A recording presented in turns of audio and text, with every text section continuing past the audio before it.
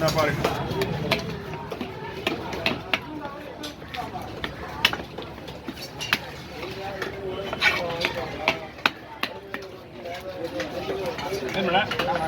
Okay.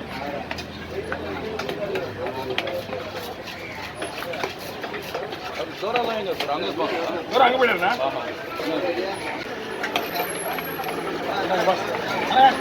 Video online எழுது.